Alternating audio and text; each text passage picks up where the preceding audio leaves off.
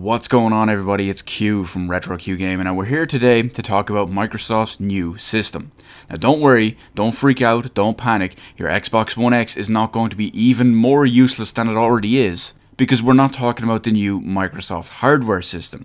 We're talking about a new finance/payment system that Microsoft has come up with to try get Xbox Ones into as many homes as possible. So what am I talking about anyway? Well, the name of this system is the Xbox All Access, and like I quickly already mentioned, it's a system that has been devised by Microsoft to offer payment plans for Xbox One consoles to get them into people's homes. They do this by offering two bundles, both of which are across 24 months, 2 years. They also come with 2 years of Game Pass and 2 years of Xbox Live Gold. There's two models that are available, an Xbox One S 1TB and an Xbox One X. Now we'll briefly take a quick look at some of what they have to offer here and the prices on them too. So when you look at the 1TB Xbox One S bundle, usually you would pay $300 for an Xbox One S, $240 for 2 years of Game Pass, and $120 for 2 years of Xbox Live Gold. This plan works out at $21.99 a month over 24 months with 0% interest, and by the end of it you will have saved $130 compared to if you had bought the other things listed individually. The Xbox One X bundle is very similar in the sense that it comes with the console, 24 months of Game Pass and 24 months of Xbox Live Gold. However, that particular plan is $35 a month, $34.99 to be specific. Again, 24 months, 0% interest. There's almost no saving on that one though. I believe it comes out to something like €16 worth of saving. So you're still looking about paying $800 or so.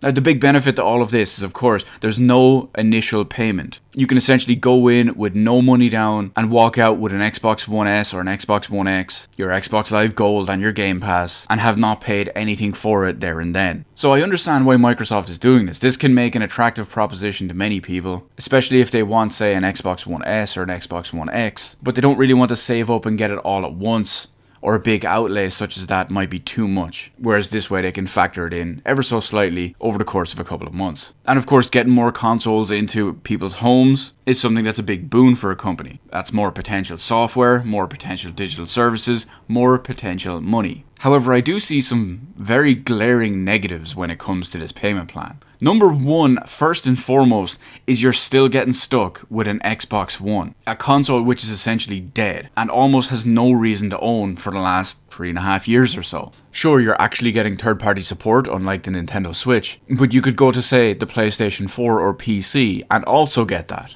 And going forward, you could have spent that money on something else, like say a PS4, have almost everything offered to you in this and more. Not to mention, if you're considering getting something like this as a gift for a kid, I guarantee you almost all his or her friends are playing on PlayStation. And we all know how Sony don't like crossplay, at least not when it comes to other consoles.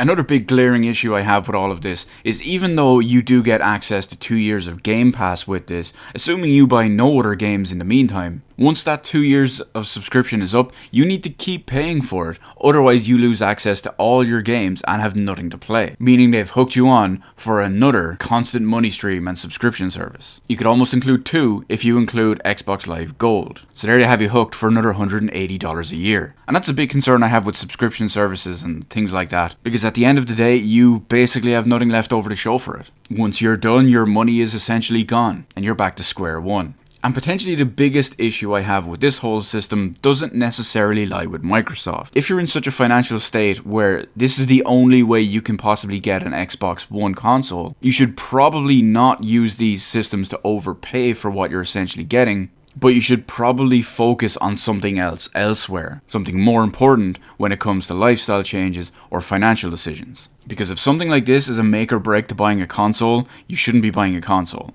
That's my opinion on it anyway. And I will just stress it one more time. Again, you do get stuck with an Xbox One, basically a dead console. Something that Microsoft have probably no intention of turning around at this point.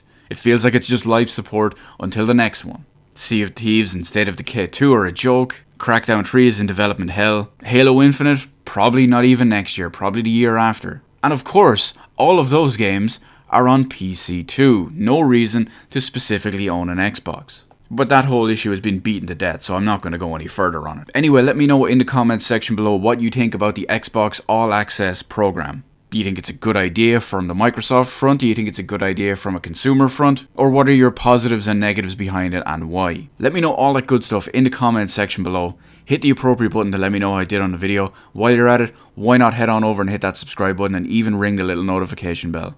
Granted, it's current year and getting notifications from YouTube about an update on a live stream or whatnot are a whole other story, but hey, at least you can say you tried, am I right? As always, thank you guys so much for watching. I'll see you in the rest of the videos in my channel.